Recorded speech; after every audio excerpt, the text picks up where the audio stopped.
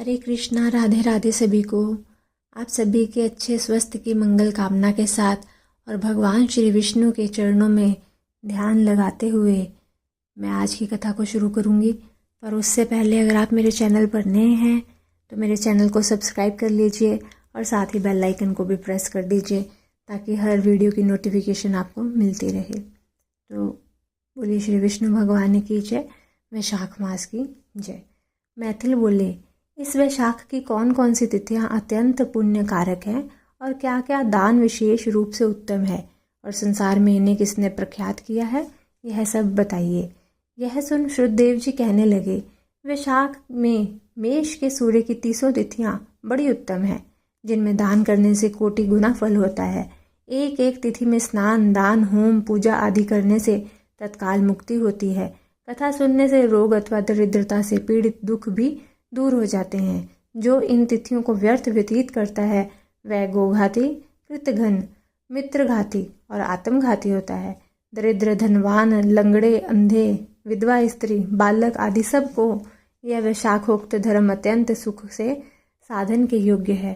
चैत्र के महीने में जब मेष की संक्रांति हो, उसी समय पापों को नाश करने वाली अमावस्या कोटि गया करने के फल देती है। यह एक पितृशर्मों के संबंध में पुरानी कथा चली आती है जो हर्क और पितरों की है। जब पृथ्वी पर सावीर्ण मनवंतर का राज्य था, 30वें कलयुग के अंत में जब संपूर्ण धर्म नष्ट हो गए, उस समय अनार्त देश के धर्म वर्ण नाम का कोई ब्राह्मण हुआ। उसने उसी कलयुग के प्रथम पाद में मनुष्यों को पापों से युक्त और अपने अपने धर्मों से हीन देखा। तब एक दिन वह मुनि महात्माओं के सत्र यज्ञ के दर्शन के निमित्त पुष्कर क्षेत्र गया। वहां ऋषि मुनि लोग कलयुग की प्रशंसा कर रहे थे कि सतयुग में जो वर्ष भर में माधव भगवान प्रसन्न होते हैं, सो त्रेता में 1 मास में और द्वापर में 1 ही पक्ष में हो जाते हैं। उससे 10 गुना पुण्य कलयुग में विष्णु भगवान का स्मरण करने से होता है। केवल एक हरि नाम का उच्चारण करना उचित है।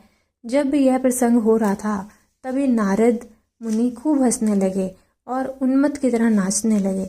निसंदेह यह कलयुग बड़ा पुण्य रूप आया है। केशव भगवान क्लेश नाश करने वाले स्मरण मात्र से ही प्रसन्न होते हैं, परंतु कलयुग के आगमन में आप लोगों को यहाँ ठहरना उचित नहीं है।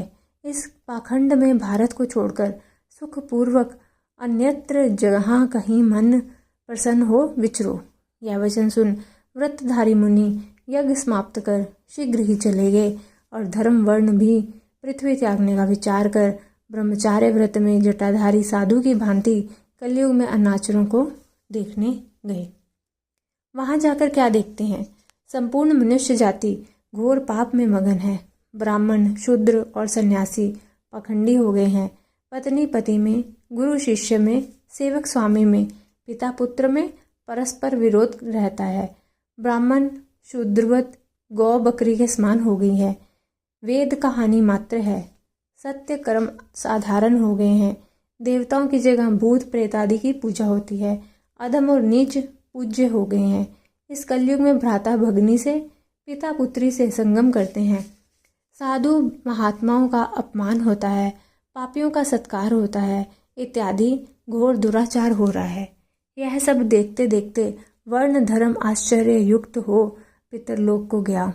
वहां पितृगणों को बड़े भयंकर दुखों तथा अंधकूपों में पड़े हुए त्राही त्राही करते देखा, जहां किसी प्रकार का सहारा नहीं है। उन्हें देख बहुत विस्मित हुआ और दयालु होकर बोला कि तुम कौन हो? तुमने ऐसे कौन से घोर दुष्कर्म किए जिनसे तुम यहाँ पड़े हो? तुम किस गोत्र में उत्पन्न हुए हो और तुम्हारा कैसे उद्धार होगा? यह सब तुम मेरे सामने कहो, तुम्हारे आज ही कल्याण हो जाएगा।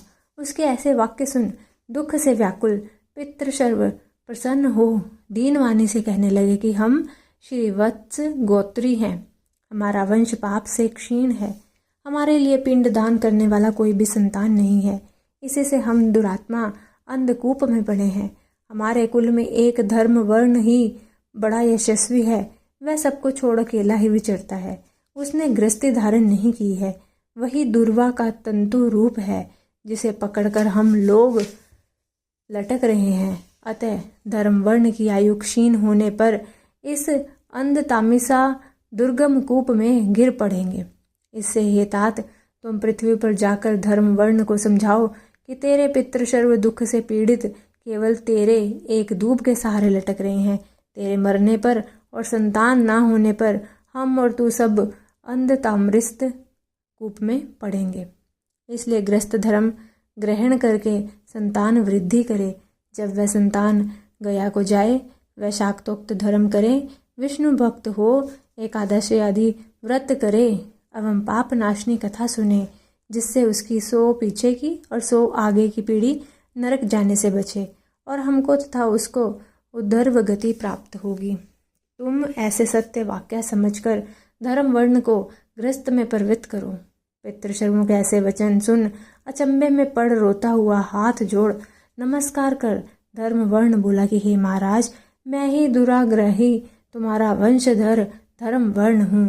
मैंने यज्ञ में महात्मा नारद जी के कहे हुए वचन सुने, फिर पृथ्वी पर बहुत से पापी मनुष्यों को देख कुसंगति के डर के मारे द्वीपांतरों में विचरता रहा। इस तरह इस कलयुग के अंतिम पाद में भी 3.5 भाग व्यतीत हो गए हैं। मैंने अब तक आपका दुख दूर नहीं किया। अब मैं आपकी आज्ञा का पालन देव ऋषि पितृशर्वों का तर्पण पूजन आदि करते हुए करूँगा और ऐसा आशीर्वाद मांगा कि संसारी कर्तव्य करने पर भी कलयुग की बाधा ना हो। हे राजन, धर्मवर्ण के कहने पर पितृशर्व बोलेगी, हे पुत्र, तू ग्रस्त धर्म में पवित्र हो, संतान उत्पन्न करके हमारा उद्धार कर, क्योंकि जिसके घर में तुलसी वृक्ष, शालिग्राम, महाभारत आदि ग्रंथ हैं, जहाँ कथा सत्संग होते रहते हैं, हरि स्मरण कीर्तन और वैशाखोक्त धर्म आदि शुभ कर्म होते रहते हैं, वहाँ कलयुग बाधा नहीं पहुँचाता है। हे पुत्र, इसलिए तू पापात्मा युग की चिंता मत कर, शीघ्र घर जा। इस माधव मास में सबके उपकार के लिए मेष की संक्रांति की 30 तिथियों में वैशाखोक्त धर्म कर, जिससे करोड़ों गुना फल मिलते हैं। चैत्र के अमावस्या में पिंड दान श्राद्ध आदि कर, जल से भरा घड़ा जिसमें कपूर और अग्र की वास ना हो दान कर, और सबके उपकार के लिए गृहस्थी बनकर उत्तम संतान प्राप्त कर, पीछे मुनि की वृत्ति धारण कर सुखपूर्वक द्वीपों में विचरना। पितृशर्मों की ऐसी आज्ञा पा धर्म वर्ण शीघ्र ही पृथ्वी पर आया और चैत्र मास में मेष की संक्रांति के दिन प्रातःकाल स्नान कर देव ऋषि पितृशर्मों का तर्पण कर जल का भरा घड़ा दे और पाप नाश करने वाला श्राद्ध करके अपने पितृवर्ग को ऐसी मुक्ति दी कि जिससे आवागमन छूट जाए। फिर विवाह किया, जिससे सुंदर संतान उत्पन्न हुई और संसार में इस पाप नाशनी तिथि को प्रख्यात कर स्वयं प्रसन्न हो गंधमादन पर गया। इसलिए यह मधुमास की अमावस्या भी शुभ है। इसके समान संसार में कोई तिथि ना देखी है ना सुनी है। बोलिए श्री विष्णु भगवान की जय, वैशाख मास की जय। अगर आपको मेरी वीडियो अच्छी लगे तो मेरी वीडियो को लाइक और शेयर कीजिएगा और कमेंट में